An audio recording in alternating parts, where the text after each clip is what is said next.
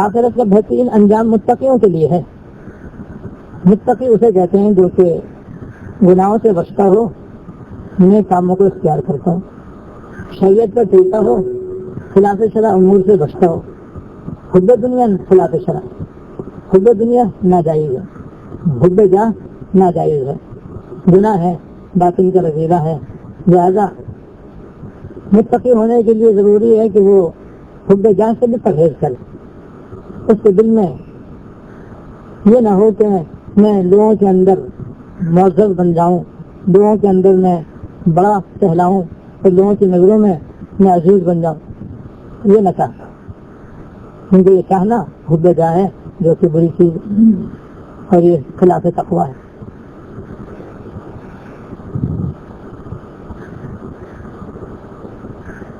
اور اسی طرح سرکار دو عالم جناب رسول اللہ صلی اللہ علیہ وسلم نے فرمایا کہ دو بھوکے بھیڑیے بکریوں کے گلے میں اگر چھوڑ دیے جائیں تو وہ ان بکریوں کو اتنا نقصان نہیں پہنچائیں گے جیسے مال کی محبت اور جاہ کی محبت نقصان پہنچاتی. اس حدیث میں حب مال حب جاہ کی بڑی زبردست مذمت کی گئی ہے اور اس کے نقصان کو بتایا گیا ہے, اور ایسی اچھی مثال دی گئی ہے کہ شاید اس سے اچھی کوئی مثال نہ ہو. بھیڑیا جو ہوتا ہے وہ بکریوں کا دشمن ہوتا ہے اور بکریوں کو لے جاتا ہے, کھاتا ہے. اور اگر وہ بھوکا ہو تو کس قدر وہ بکریوں کو پھاڑے گا اور کھائے گا. اور پھر دو بھوکے بھیڑیے ہوں اور ان کو بکریوں کے اندر چھوڑ دیا جائے, بکریوں کے ریوڑ میں ان کو ڈال دیا جائے, تو دو بھوکے بھیڑیے بکریوں کے ریوڑ میں جانے کے بعد جتنا نقصان پہنچائیں گے اس سے کہیں زیادہ نقصان ان دو باطن کی خرابیوں کا ہے اور باطن کے گناہوں کا ہے. ایک حب مال, ایک حب جاہ. مال کی محبت اور عزت کی محبت, حب جاہ کہتے ہیں عزت کی محبت کو. حب جاہ حب مال یہ دو ایسے گناہ کبیرہ ہیں اور یہ ایسی باطن کی خرابیاں ہیں کہ ان کا انسان کے لیے دین و دنیا دونوں کا نقصان ہے. اگر خدا نہ خواستہ کوئی اس میں مبتلا ہے تو اس سے دین کا بھی نقصان, دنیا کا بھی نقصان, اور اتنا بڑا نقصان کہ دو بھوکے بھیڑیوں کا نقصان بھی ان کے نقصان کے آگے کچھ نہیں.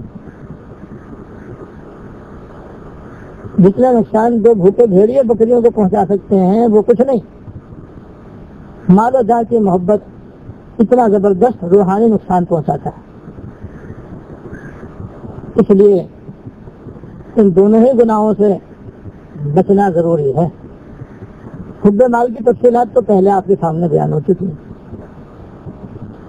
حب مال اور حب دنیا ایک ہی چیز ہے, وہ پہلے حضرت بیان کر چکے ہیں, اس کی تشریح میں کر چکا ہوں. آج کی اس فصل میں حضرت نے حب جاہ کے بارے میں بیان فرمایا. اسی کے بارے میں میں تھوڑی سی وضاحت کرتا ہوں. اللہ پاک ہمیں اس سے بچنے کی توفیق عطا فرمائے. ہمارے باطن کو اللہ تعالیٰ حب جاہ حب مال دونوں ہی سے پاک و صاف فرمائے.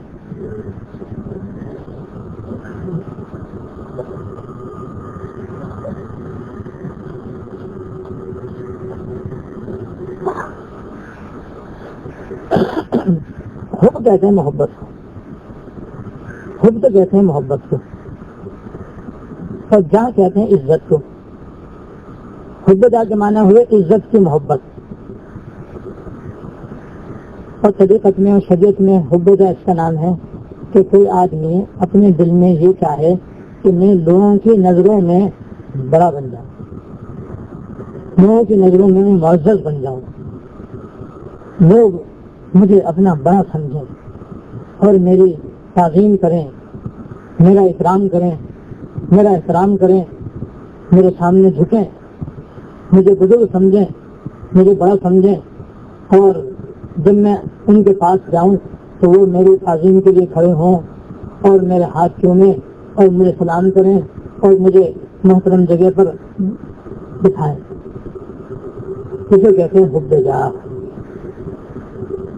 یعنی مخلوق کے اندر اپنے عزت چاہنا، مخلوق کی نظروں میں اپنے آپ کو بڑا ہونے کی خواہش کرنا، اسے کہتے ہیں حب جاہ. اور آپ جانتے ہیں کہ یہ دراصل تکبر کے شاخ ہے. تکبر میں بھی آدمی اپنے آپ کو بڑا، اپنے کو بڑا چاہتا ہے، اپنے لیے بڑا بننا چاہتا ہے اور دوسروں کو حقیر سمجھتا ہے.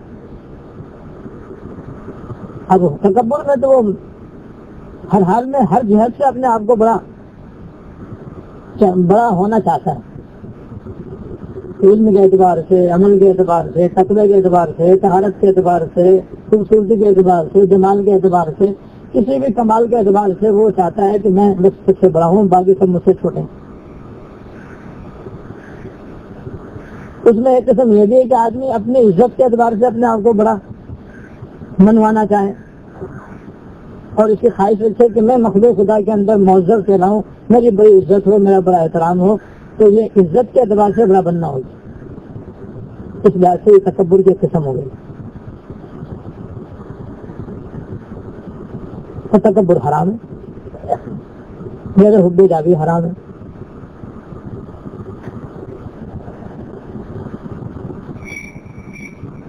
حضرت مولانا محمد یعقوب صاحب رحمۃ اللہ علیہ کا ایک بڑا حکیمانہ شعر ہے.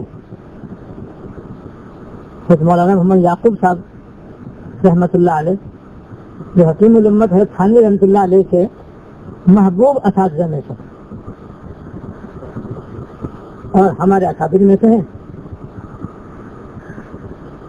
اور دارالعلوم دیوبند کے جلیل القدر اساتذہ کرام میں سے، اور بڑی خوبیوں اور بڑے کمالات کے وہ مالک، ہر فن مولا کہلاتے تھے، جنہیں قصہ میں پہلے سنا بھی چکا ہوں.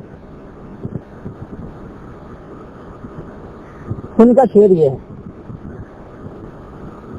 فرماتے ہیں کہ مال اتنا کہ جس سے ہو خورونوش، مال اتنا کہ جس سے ہو خورونوش، اور جہاں اتنی کہ ہو نہ میں پامال. مال اتنا کہ ہو، مال اتنا کہ جس سے ہو خورونوش، اور جہاں اتنی کہ ہو نہ میں پامال. جس کا مطلب یہ ہے کہ حضرت یہ فرما رہے ہیں کہ میرے پاس اتنا مال ہو کہ میں آرام سے کھاؤں پیوں اور اپنی ضروری حاجتیں پوری کر لوں، مجھے اس سے زیادہ مال چاہیے نہیں. اس سے زیادہ مال تو زائد ہی ہے. انسان کو دنیا میں اتنا مال کافی ہے جس سے آرام سے کھائے، آرام سے پیے، آرام سے پہنے، آرام سے رہے، کسی کے آگے ہاتھ نہ پھیلانا پڑے. اتنا مال چاہیے. اتنے مال کی چاہت بھی ٹھیک اور اتنے مال کا ہونا بھی بالکل درست. اور ایسے میں اپنی بس اتنی عزت چاہتا ہوں کہ لوگ مجھے تکلیف نہ پہنچائیں، مجھے ایذا نہ دیں، مجھے ستائیں نہیں، مجھے پریشان نہ کریں. بس میں دنیا میں اتنی عزت چاہتا ہوں کہ لوگ بس مجھے پریشان نہ کریں. جہاں اتنی تو جس ہو نہ میں پامال، کہ میں پامال نہ ہوں، لوگ مجھے خوار نہ کریں، ذلیل نہ کریں اور میری بے عزتی نہ کریں. لہٰذا اس حد تک اگر کوئی اپنی عزت چاہے تو اس میں کوئی حرج نہیں. اور اتنی عزت تو مانگنا بھی ثابت ہے. حدیث شریف میں ایک دعا ہے کہ اللہم اجعل فی عینی صغیرا وفی اعین الناس کبیرا، کہ اللہ مجھے میری نظر میں چھوٹا کر دے، لوگوں کی نظروں میں بڑا کر دے، تاکہ لوگ مجھے مارے نہیں، پیٹے نہیں، خواہ مجھے پریشان نہ کریں، ذلیل نہ کریں، خوار نہ کریں. تو اس حد تک تو کوئی حرج نہیں ہے. دعا بھی کر سکتا ہے، خواہش بھی کر سکتا ہے.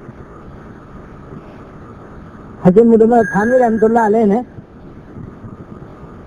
خود بجا کے چند درجات بیان فرمائے ہیں اپنے ایک واعظ میں جس کا نام ہے احکام الجاہ، جاہ کے احکام، عزت کے احکام، احکام الجاہ اس واعظ کا نام ہے۔ حضرت نے فرمایا کہ لوگوں کے اندر اپنی عزت چاہنے کے 3 درجے ہیں۔ ایک درجہ تو یہ ہے کہ اس کے اختیار کے بغیر خود بخود اللہ تعالیٰ کی طرف سے اس کو مخلوق خدا میں عزت اور سربلندی اور اونچا مقام حاصل ہو جائے،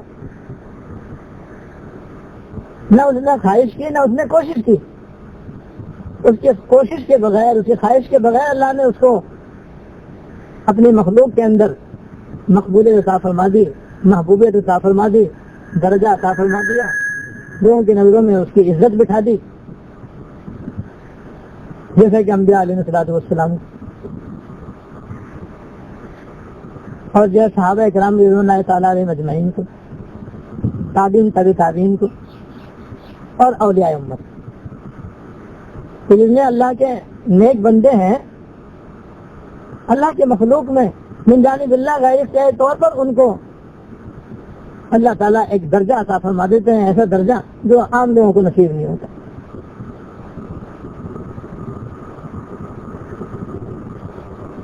بلکہ ان کا حال تو یہ ہے کہ وہ اپنے دل میں اپنے آپ کو مٹاتے رہتے ہیں، اور اتنا مٹاتے ہیں کہ ساری مخلوق سے اپنے آپ کو کمتر سمجھتے ہیں، اور دوسری طرف حال یہ ہے کہ جتنا وہ اپنے آپ کو مٹاتے ہیں اتنے اللہ تعالیٰ ان کا درجہ بلند فرما دیتے،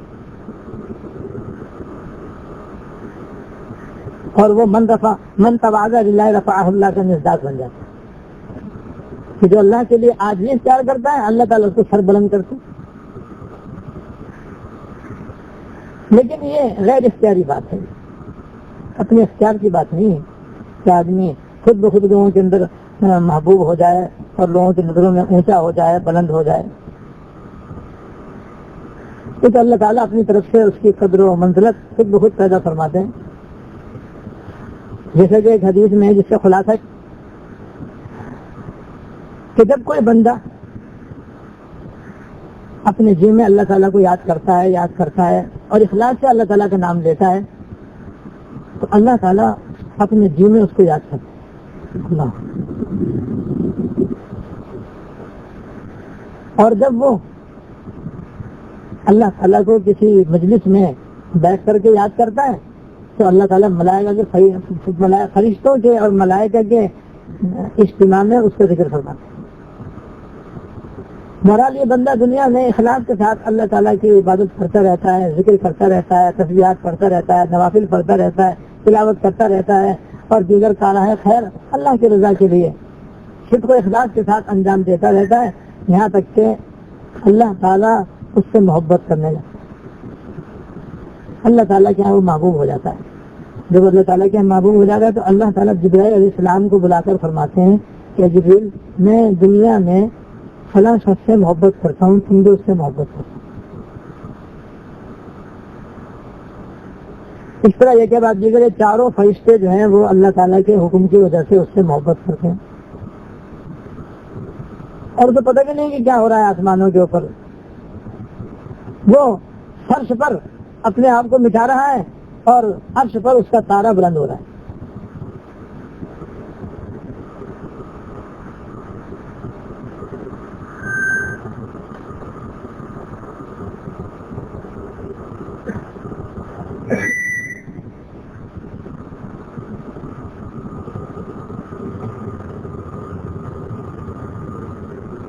حضرت مولانا حکیم محمد اختر صاحب دعوت برکات میں شعر ہیں بڑا پیارا ہے، جو گرے زمین کے اوپر میرے عشق کے ستارے، جو گرے زمین کے اوپر میرے عشق کے ستارے، تو چمک اٹھا فلک پر میری بندگی کا تارا۔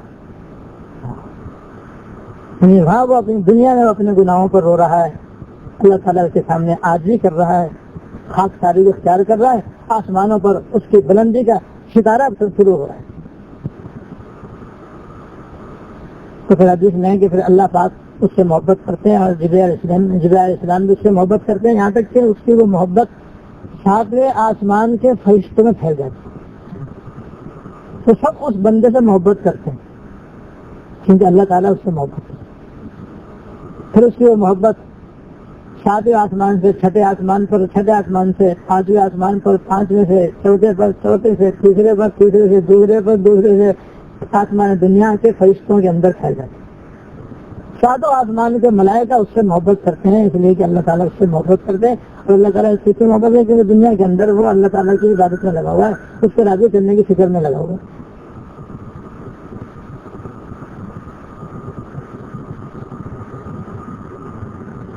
یہاں اس کا یہ حال ہے جیسے کہ مزدور صاحب فرماتے ہیں کہ یاد میں تیری سب کو بھلا دوں، وہی نہ مجھ کو یاد رہے، تجھ پر سب گھر بار لٹا دوں، خانہ دل آباد رہے.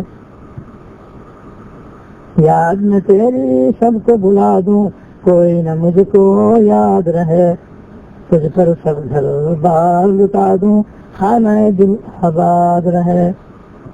سب خوشیوں کو آگ لگا دوں، غم میں تیرے دل شاد رہے، اپنی نظر سے سب کو گرا دوں، اس سے فقط سب یاد رہے. یہ ہے یہاں اللہ تعالیٰ کو یاد کرنے میں لگا ہوا ہے اور راضی کرنے میں لگا ہوا ہے. دنیا کو لات مارتا ہے، اللہ تعالیٰ کی اطاعت کرتا. وہاں اللہ تعالیٰ اس کی محبت 7 آسمان کے ملائکے کے اندر پھیلا دیتے. یہاں تک کہ پھر وہ محبت 7ویں اور کیا کہتے ہیں آسمان والے، آسمان کے فرشتے، آسمان دنیا کے فرشتوں سے زمین کے اندر ڈال دی جاتی ہے. زمین کی مخلوقات میں اس کو منتقل کر دیا جاتا ہے. پھر دنیا کے بسنے والے اور رہنے والے انسان بھی اس سے محبت کرنے لگتے ہیں، چاہے اس کو جانتے نہ ہو، اس کو پہچانتے نہ ہو، آپس میں رشتہ نہ ہو، کوئی دوستانہ اور کوئی خاندانی تعلق نہ ہو، لیکن بس کیونکہ اس کا اللہ تعالیٰ سے تعلق ہے، لہٰذا اللہ تعالیٰ کے تعلق کی وجہ سے ہر اللہ والے کو اس سے تعلق ہو جاتا ہے. جس کا اللہ تعالیٰ سے تعلق ہے بس وہ اس سے محبت کرتا ہے، غائبانہ اس سے محبت ہو جاتی ہے، کوئی تعارف نہیں، محبت ہے. حدیث شریف میں یہ ہے کہ یہاں تک کہ وہ محبت سمندر کی مچھلیوں کے دل میں بھی اتار دی جاتی ہے، اور وہ بھی سمندر کی تہ میں اللہ کے اس بندے سے محبت کرتے ہیں. زمین آسمان بھی اس سے محبت کرتے ہیں، اور وہ اتنا ان کا محبوب ہو جاتا ہے کہ پھر جب اس کا انتقال ہوتا ہے تو زمین و آسمان بھی اس کی جدائی خود ہوتے ہیں.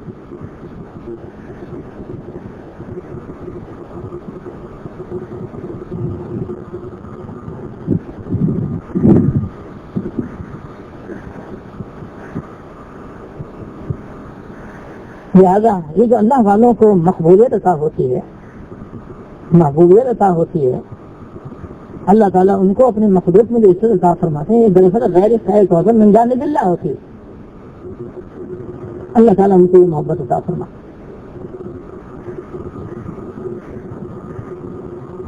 ایک محبت تو یہ جو غیر خیر طور پر انسان کو حاصل ہوتی ہے، یہ بھی نعمت ہے اور قابل قدر ہے. اور دوسرا درجہ یہ ہے کہ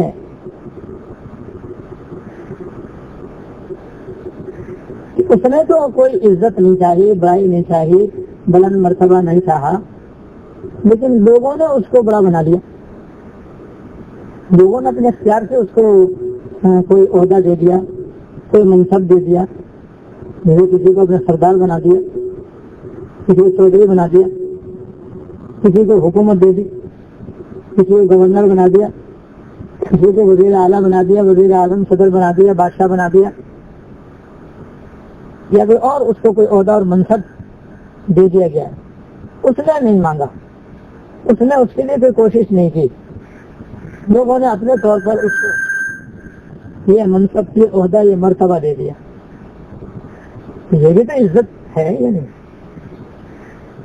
یہ بھی تو بڑائی ہے، یہ بھی تو عظمت اور آدمی کی تعظیم ہے. تو اس میں یہ حکم ہے کہ بھئی اس لوگوں کی طرف سے جو اس کو عہدہ اور منصب پیش کیا جائے یا کوئی بڑا عہدہ اس کے حوالے کیا جائے تو یہ دیکھے کہ میں اس کا شریعت کے مطابق حق ادا کر سکتا ہوں یا نہیں. اگر اس کے اندر شریعت کے مطابق اس کا حق ادا کرنے کی صلاحیت ہے، طاقت ہے، قدرت ہے، تب تو وہ اسے قبول کر سکتا ہے، ورنہ اسے انکار کر دینا چاہیے، منع کر دینا چاہیے. مجھے کہ جو بھی دنیا کا عہدہ اور منصب کسی کو دیا جائے گا اس سے کچھ شرعاً حقوق و فرائض ہوتے ہیں، ان کو ادا کرنا ضروری ہوتا ہے، اور اگر ان کو ادا کرے تب تو وہ آخرت میں سرخرو ہو سکتا ہے. اور اگر صاحب عہدہ تو بن گیا لیکن اس عہدے کے جو فرائض و واجبات ہیں اور حقوق ہیں ان کو ادا نہ کر سکا تو پھر آخرت میں بڑا عذاب اور بڑا وبال.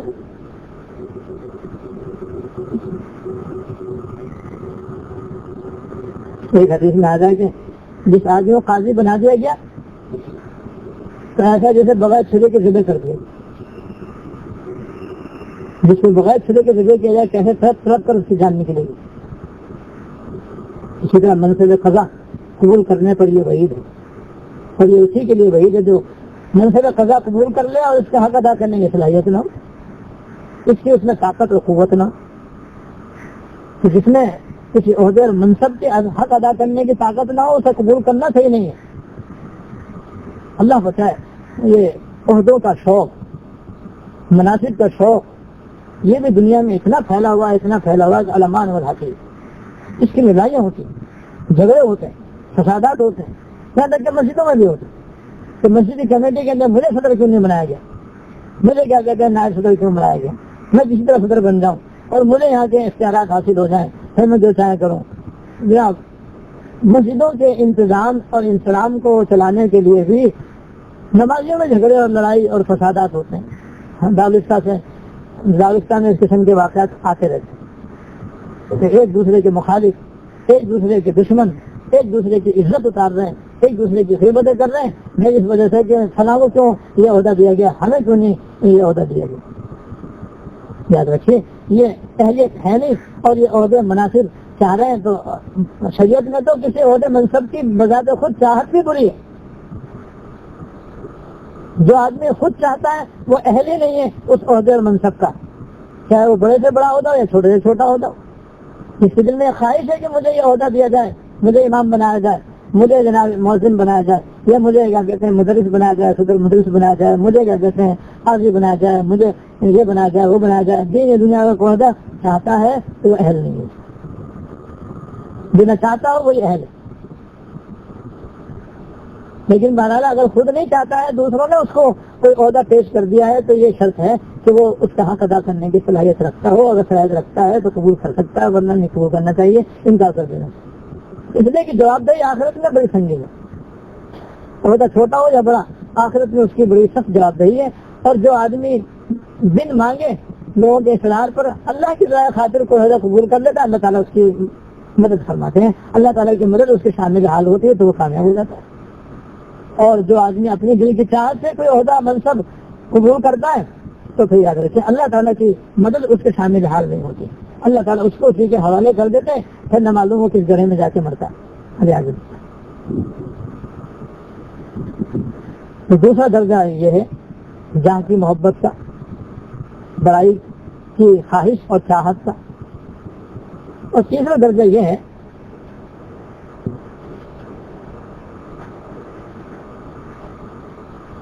کہ کوئی اس کو کسی قسم کا کوئی عہدہ بھی پیش نہیں کر رہا، اس کی اپنی خواہش یہ ہے کہ میں صاحب عہدہ بن جاؤں، صاحب منصب بن جاؤں. میں بھی اپنی مخلوق میں میں بھی اللہ کی مخلوق میں، میں بھی اپنی قوم میں، اپنی برادری میں، اپنے خاندان میں، اپنے گھر میں، اپنے ملنے جلنے والوں میں معزز بن جاؤں. اب چاہے دین کے اعتبار سے اس کی یہ خواہش ہو اور چاہے دنیا کے اعتبار سے اس کی یہ خواہش ہو. حاصل اس لیے بنتا تاکہ برادری میں میرا نام روشن ہو اور لوگ مجھے سمجھیں گے یہ تو بھائی حافظ ہے ماشاءاللہ، لوگ میری عزت کریں، میرا احترام کریں، میرا اکرام کریں، میرے ہاتھ چومیں، مجھے واہ واہ کہیں گے بھائی یہ پہلا شخص ہے ہماری برادری میں حافظ ہوا، برادری میں میرا نام روشن ہو. یہ عالم بن رہا ہے اس لیے تاکہ برادری میں، خاندان میں اور میرے قوم میں لوگ مجھے عالم کہیں، فاضل کہیں، محقق کہیں، مدقق کہیں، علامہ کہیں، میرا نام روشن ہو، لوگ میری تعظیم و تکریم کریں. میں لوگوں سے بحث و مباحثہ کر کے ان کو چپ کروں، علماء میں مناظرہ کروں اور مناظرہ کر کے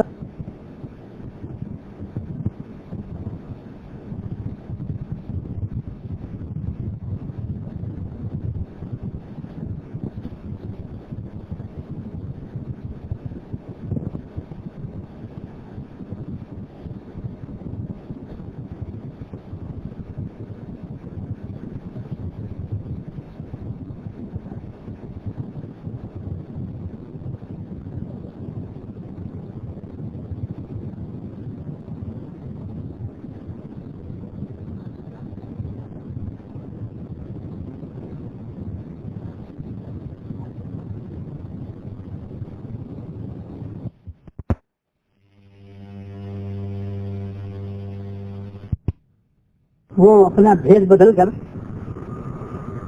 اور اپنے وزیر کو ساتھ لے کر اس کے معائنے کے لیے چلا گیا. جب مدرسے میں پہنچا تو کسی نے بھی نہ پہچانا کہ یہ بادشاہ وقت ہے اور یہ وزیر اعظم ہے، کیونکہ انہوں نے اپنا روپ بدلا ہوا تھا. ابا سلامت ایک طالب علم میں گئے، وہاں جو ہے ایک طالب علم میں کوئی مطالعہ کرتا ہے، کوئی سبق یاد کر رہا ہے، تو یہ یاد لے کر اندر گئے، ان کے پاس بیٹھے. پھر جب میں ان سے پوچھا کہ بھائی ہم آپ سے ایک سوال کرنا چاہتے ہیں. کہاں تو کیا پوچھنا چاہتے ہیں؟ ہاں تو بھائی یہ بتاؤ کہ تم جو یہاں پڑھ رہے ہو تو میرا مقصد کیا ہے؟ اس نے کہا جی میرے والد صاحب جو ہیں وہ قاضی ہیں، میں ان کا بیٹا ہوں، میں اس لیے تعلیم حاصل کر رہا ہوں کہ تاکہ قاضی کا بیٹا قاضی بنے. میرے باپ تو ہمیشہ دنیا میں رہیں گے نہیں، جب فوت ہوں گے تو ان کی سیٹ خالی ہوگی، تو ان کی سیٹ کے لیے میں تیاری کر رہا ہوں کہ پھر جب ان کا انتقال ہو جائے گا تو حکومت مجھے ان کی جگہ پر قاضی مقرر کر دے گی. میں تو اس لیے کر رہا ہوں. میں لاہور پڑی اور چلے دوسرے کمرے میں گئے. وہاں بھی ایسے کچھ طالب بیٹھے تو ان سے پوچھا تم کیوں پڑھنے آئے ہو؟ میرے والد صاحب جو ہے مفتی اعظم پاکستان ہے، وہ مفتی اعظم برما ہے، مفتی اعظم ہند ہے. لہٰذا بھائی اب میرے والد صاحب آخر اتنے اللہ نے ان کو منصب دیا ہے، مقبولیت دی ہے، حکومت ان کے دستخط کے بغیر کوئی فتویٰ تسلیم نہیں کرتی ہے، تو کم از کم بیٹے کو بھی تو مفتی بننا چاہیے. میں سے بننا ہوں تاکہ کل میں بھی ان کی جگہ سنبھال سکوں. یہاں بھی انہیں لاہور پڑی، آگے چلے دو تیسرے کمرے میں گئے، وہاں پہنچے، وہاں بیٹھے، پوچھا تو کسی نے کہا جی میرے والد صاحب حاضر خدا تھا. کسی نے کہا جی میرے والد صاحب جو ہیں وہ حکومت کے فلاں عہدے پر فائز ہیں، میرے والد صاحب فلاں عہدے پر فائز ہیں، اب اس لیے ہم بھی پڑھ رہے ہیں تاکہ ہم بھی کل ان کی جگہ سنبھال سکیں. اب جس کمرے میں جاتا ہے کوئی نہ کوئی اپنا مقصد یہی بتا دیتا ہے، عہدہ، منصب، بڑائی اور عزت. یعنی کوئی بھی یہ نہیں کہہ رہا کہ میں اللہ کے لیے پڑھنے آیا ہوں، بس یہ کہہ رہے ہیں کہ ہم فلاں مقصد کے لیے پڑھ رہے ہیں، فلاں مقصد کے لیے پڑھ رہے ہیں. لہٰذا تو ساتھ جگہ جب بادشاہ سلامت نے دیکھا تو اس نے وزیر اعظم سے کہا کہ بھائی میں نے تو یونیورسٹی اس لیے نہیں بنائی تھی کہ لوگ دنیا کے لیے تعلیم حاصل کریں اور یہ علوم شریعہ جو ہے وہ دنیا کمانے کے لیے حاصل کریں. میں نے تو اس لیے نہیں کی تھی، اس پر جو میں اتنا بڑا خرچ کرتا ہوں وہ میں نے اس لیے نہیں کیا. تو یہاں تو معلوم تھا کہ سارے اسی کام کے لیے آئے ہوئے ہیں، تو میرے تو پیسے ضائع ہو رہے ہیں، لہٰذا میں تو کل سے اس کو بند کرتا ہوں، شیر لگاؤں گا کل اس کو. تو جو مقصد تھا وہ حاصل نہیں ہو رہا، جو مقصد نہیں ہے وہ حاصل ہو رہا ہے. وزیر اعظم بڑا گھبرایا کہ بھائی اگر یہ کل سے بند ہو گئی تو ایک بہت بڑی یونیورسٹی بند ہو جائے گی، ہزاروں مسلمان یہاں پر تعلیم حاصل کر رہے ہیں، سارا کا سارا سلسلہ موقوف ہو جائے گا اور بڑا ایک تعلیمی نقصان پیدا ہو جائے گا. بند ہونے میں بدنامی بہت بڑی ہے. تو بیچارہ سوچنے پڑ گیا کہ اللہ کرے تو ایک اللہ کا بندہ ایک طالب علم تو ایسا مل جائے جو بان سلامت کے مقصد کے مطابق پڑھتا ہو. تو چلتے چلتے ایک کمرہ اس کو کھلا ہوا نظر آیا جس کے اندر ایک ٹمٹماتا ہوا چراغ چل رہا تھا اور ایک طالب علم ماہر مطالعہ. بان سلامت ایک یہاں اور بیٹھ جائیے تھوڑی دیر کے لیے، یہاں بھی مذاکرہ کر لیں. اب کیا دیکھ رہا مجھے نہیں دیکھتے بھی کیا آ رہے. خیر وزیر آگے کہنے اگر بان سلامت اس کمرے میں بیٹھ گئے. تھوڑی دیر تک تو خاموش بیٹھ رہے، اس لیے کہ وہ طالب علم سے اپنے مطالعے میں ایسے ملنے لگتے کہ انہوں نے سمجھے نہیں کون آیا کون گیا. جب کچھ دیر ہو گئی تو پھر انہوں نے اٹھا کر دیکھا کہ ارے دو آدمی بیٹھے ہیں. تو انہوں نے سلام کیا، انہوں نے سلام کا جواب دیا اور بان سلامت نے کہا کہ صاحبزادے یہ بتاؤ تم یہاں کس لیے پڑھنے آئے ہو؟ اس نے جواب دیا کہ دراصل بات یہ ہے کہ اللہ تعالیٰ شان نے مجھ کو پیدا فرمایا اور پیدا فرمایا اپنی عبادت کے لیے کہ میں اللہ تعالیٰ کی عبادت کروں اور عبادت کر کے اس کی رضا حاصل کروں. اور اللہ تعالیٰ کی رضا موقوف ہے اور عبادت موقوف ہے عمل پر اور عمل موقوف ہے علم پر. تو میں یہاں علم دین حاصل کرنے کے لیے آیا ہوں تاکہ اس علم سے مجھ کو یہ معلوم ہو کہ کون کون سے کام ایسے ہیں جن سے اللہ پاک راضی ہوتے ہیں اور کون کون سے کام وہ ہیں جن سے اللہ پاک ناراض ہوتے ہیں. تاکہ میں ان کاموں کو اختیار کروں جن سے اللہ پاک راضی اور خوش ہوتے ہیں، اور ان کاموں سے اپنے آپ کو بچاؤں جن سے اللہ پاک ناراض ہوتے ہیں۔ اس طرح میں اپنی زندگی گزار کر کے اس دنیا میں اللہ تعالیٰ کی رضا پاؤں تاکہ آخرت میں ان کی کامیابی ہو۔ بس ان کا جو جواب سنا تو سارے سلامت سے دل پاک پاک، کیونکہ انہوں نے اسی مقصد کے لیے وہ جامعہ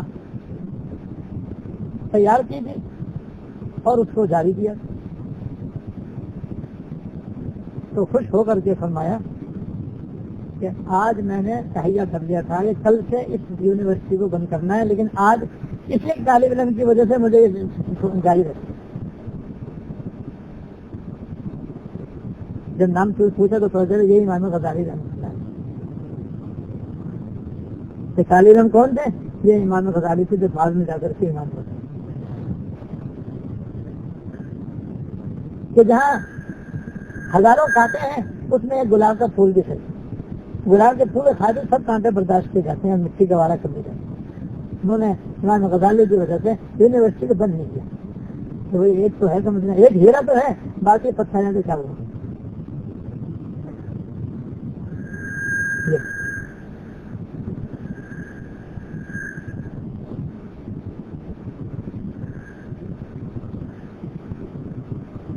تو اللہ بچائے دینی راستوں سے بھی اور دنیاوی راستوں میں بھی بہت زیادہ کثرت سے یہ مرض پایا جاتا ہے کہ لوگ یہ چاہتے ہیں کہ بس کسی طریقے سے ہمیں مخلوق میں عزت مل جائے، اس مخلوق کے اندر ہمیں کوئی عہدہ مل جائے، ہم مخلوق کے اندر نور نظر بن جائیں، ان کے نظروں میں ہماری عزت ہو جائے اور لوگ ہمیں بڑا سمجھیں۔ یہی حب جائے، یہی وہ درجہ ہے جس سے توبہ کرنا واجب ہے، جس سے بچنا ضروری ہے، اور یہی وہ باطن کا بدترین رذیلہ ہے کہ حضور فرماتے ہیں کہ جیسے بھوکا بھیڑیا بکریوں میں چھوڑ دیا جائے، وہ اتنا ان کو نقصان نہیں پہنچائے گا جتنا کہ یہ حب جاہ کا مرض انسان کے باطن کا تھا تو تباہ کرتا ہے، برباد کر دیتا ہے۔ تو باطن کی تباہی بربادی یہی ہے کہ اس سے آدمی تکبر کے اندر مبتلا ہوتا ہے، غرور کے اندر مبتلا ہو جاتا ہے اور ساری برائیوں کے اندر تکبر۔ اس لیے حب جاہ بھی اللہ بجائے تکبر کی ایک قسم ہے، اس کا ایک شعبہ ہے۔ لہذا جو علاج تکبر کا ہے وہی علاج حب جاہ کا۔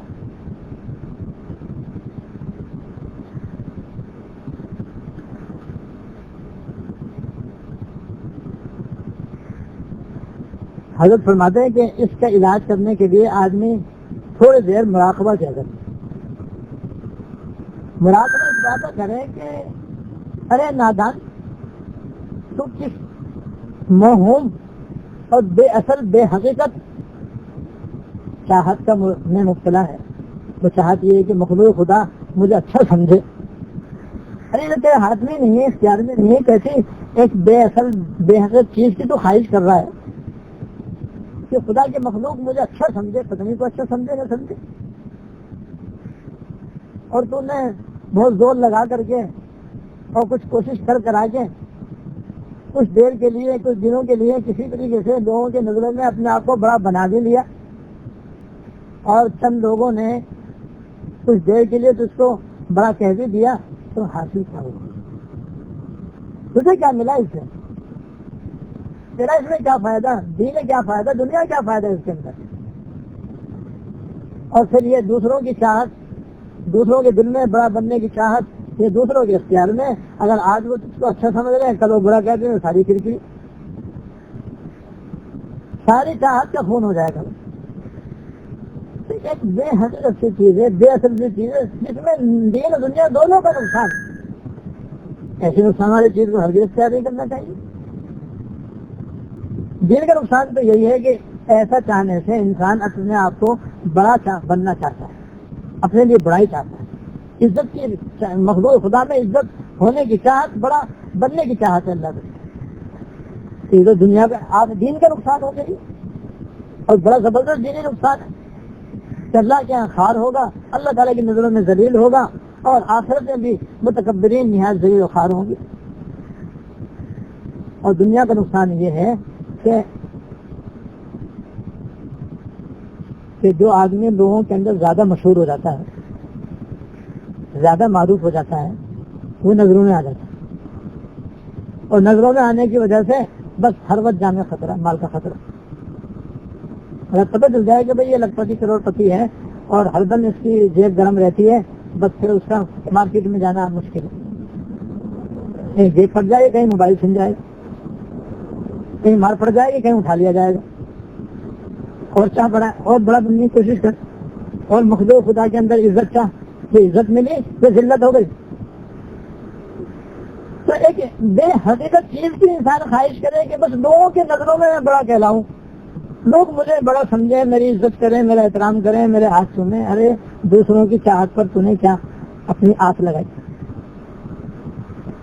یہ تو ایک ہوائی کیا کہتے ہیں خواہش ہے جس کی کوئی حقیقت نہیں۔ یہ فرماتے ہیں کہ یہ سوچے کہ یہ تو ایک موہوم سی چیز ہے، اور یہ کیا کہتے ہیں ایک فانی چیز ہے، دنیا کی نظروں میں اگر اونچے ہو بھی گئے تو حاصل کیا؟ اگر اللہ کی نظروں میں اونچے ہو جاؤ تب تو پھر دنیا اور آخرت میں واقعی ہر بلندی نصیب ہو، لیکن اللہ تعالیٰ کی نظروں میں تو ایسا چاہنے والا ذلیل ہی ہو جائے گا اور ذلیل ہی رہے گا۔ تو دنیا کی نظروں میں کچھ دن کے لیے عزیز ہو بھی گیا تو کیا اس کام کا؟ میرے دنیا کے بادشاہوں کو دیکھ لو کہ جب تک کرسی پر ہے تو بڑی واہ واہ، اور جس دن تختہ الٹ گیا اس دن جناب لوگ جوتے مارتے ہیں۔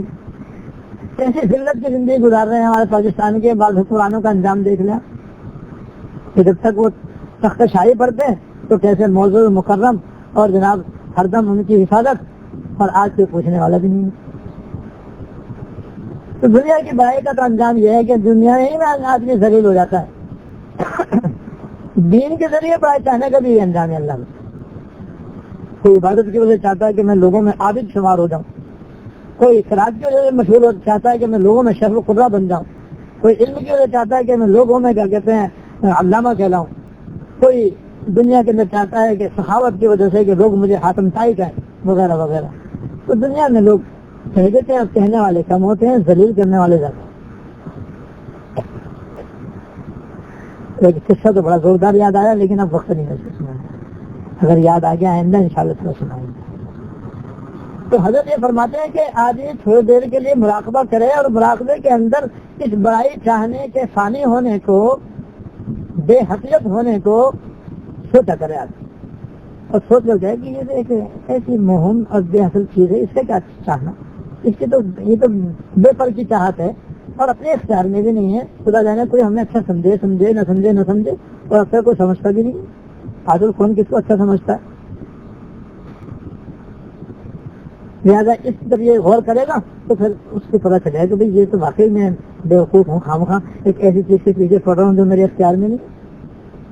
اور اس کے مقابلے میں انسان اپنے دل کے اندر یہ چاہے کہ میں اللہ تعالیٰ کا مقرب ہو جاؤں، اللہ تعالیٰ کی نظروں میں عزیز ہو جاؤں، اللہ تعالیٰ کا میں محبوب بندہ بن جاؤں، اور پھر وہ کام کرے جن سے بندہ اللہ تعالیٰ کا محبوب ہوتا ہے، یعنی ظاہر و باطنی گناہوں سے بچنے کا اہتمام کرے اور ظاہر و باطن کے فرائض واجبات اور اعمال صالحہ کو اپنانے کا اہتمام کرے، تو اس سے تو بندہ آہستہ آہستہ اللہ تعالیٰ کے عزیز ہو جاتا ہے۔ اور پھر جب اللہ تعالیٰ کی حکمت ہوتی ہے، مصلحت ہوتی ہے، تو پھر اللہ تعالیٰ اس بندے کو دنیا میں عزت بھی دے دیتا ہے۔ وہ ایسے جس کو اس کا طالب نہیں ہونا چاہیے، اس کو تو طالب اخلاص کے ساتھ اللہ کی رضا کا ہونا چاہیے، لیکن عادت اللہ یہ ہے کہ اللہ تعالیٰ جب چاہتے ہیں مناسب سمجھتے ہیں تو اس کو مخلوق خدا کے اندر مقبولیت بھی عطا فرما دیتا ہے۔ تو یہ اس کا علاج ہے۔ اللہ تعالیٰ اپنے فضل سے، اپنے کرم سے ہم کو حب مال حب جان دونوں روحانی بیماریوں سے نجات عطا فرمائے، اور اپنے فضل سے، اپنے کرم سے ہمیں آج بھی تواضع، انکساری اور خاکساری عطا فرمائے، اور اپنی رضا، اپنا قرب نصیب فرمائے۔ ایک شاید پھیپھڑوں کینسر میں مریض کے اندر مبتلا ہے، اللہ پاک ان کو صحت، کسی کے ہمشیرہ بیمار ہیں ان کی صحت کے لیے دعا فرمائے۔ ایک شاید کی والدہ کا انتقال ہو گیا، ان کے لیے مغفرت کی دعا فرمائے۔ اللہم لک الحمد لا نحصی ثناء علیک انت کما اثنیت علی نفسک اللهم لك الحمد لا نحصي ثناء عليك أنت كما أثنيت.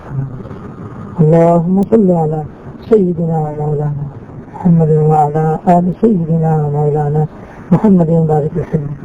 ربنا ظلمنا أنفسنا وإن لم تغفر لنا وترحمنا لنكونن من الخاسرين. ربنا هب لنا من أزواجنا وذرياتنا قرة أعين واجعلنا للمتقين إماما. اللهم اغفر لنا وارحمنا وعافنا واعف عنا. يا حي يا قيوم برحمتك نستغيث. يا حي يا قيوم برحمتك نستغيث. أصلح لنا شأننا كله. أصلح لنا شأننا كله ولا تكلنا إلى أنفسنا طرفة عين. يا حي يا قيوم برحمتك نستغيث. أصلح لنا شأننا كله ولا تكلنا إلى أنفسنا طرفة عين. اللهم وفقنا لما تحب وترضى. اللهم وفقنا لما تحب وترضى. اللهم أعنا على ذكرك وشكرك وحسن عبادتك يا أرحم الراحمين یا رب العالمین. یا حی یا قیوم یا ذی الجلال والاکرام. ہمارے ظاہر کی بھی اصلاح فرما, ہمارے باطن کی بھی اصلاح فرما. یا اللہ ہمارے باطن میں اچھے اچھے اخلاق پیدا فرما, اچھے اچھے اخلاق پیدا فرما. حسن اخلاق سے ہم کو آراستہ فرما. تمام بد اخلاقیوں سے ہم کو نجات عطا فرما. یا اللہ تمام بد اخلاقیوں سے نجات عطا فرما. حب جا حب مال سے ہم کو نجات عطا فرما. یا اللہ حب جا حب مال سے ہم کو نجات عطا فرما. یا ارحم الراحمین اپنے کرم اپنے فضل سے ہم کو عاجزی عطا فرما, انکساری عطا فرما, تواضع عطا فرما, خاکساری عطا فرما. دنیا اور آخرت کی ہر خیر عطا فرما, ہر شر سے پناہ عطا فرما. یا اللہ اپنے فضل و کرم سے ہمارا سب خاتمہ کامل خالص ایمان کر فرما. یا اللہ دنیا سے سال میں اٹھانا جہاں پہ کسی بندے کوئی حق ہمارے ذمہ واجب نہ ہو. یا اللہ دنیا سے سال میں اٹھانا جہاں پہ کسی بندے کوئی حق ہمارے ذمہ واجب نہ ہو. یا اللہ آپ بھی اپنے سب حقوق معاف فرما کر اپنی بارگاہ میں حاضر ہونے کی توفیق عطا فرمانا اور اپنی رضا کامل نصیب فرمانا. یا اللہ اپنی رضا کامل نصیب فرما. یا اللہ یا اللہ یا اللہ دونوں جہاں کی سعادتیں برکتیں رحمتیں راحتیں عطا. ہم سب کی ساری بیماریوں کو دور فرما, سارے پریشانیوں کو دور فرما. جتنے خواتین حضرات نے اپنے اپنے مقاصد کی دعا کے لیے کہا ہے سب کی نیک مرادیں پوری کرنا. سب کے بچیوں کے جو جن کے رشتے نہیں ہوئے یا اللہ بروت رشتے عطا فرما, بروت رشتے عطا فرما. جن کے رشتے ہو گئے اولاد نہیں ہوئی ان کو صاحب اولاد بنا. جن کی اولاد ہو گئی یا اللہ ان کی اولاد کو آنکھوں کی ٹھنڈک بنا دے. یا اللہ نے اولاد پر نیک بنا دے. یا اللہ ہمیں اپنے نیک بندوں میں شامل فرما, اپنے مخلص بندوں میں داخل فرما. یا اللہ یا اللہ یا اللہ سرکار دو عالم صلی اللہ علیہ وسلم کے صدقے ہماری ان دعاؤں کو قبول کرنا.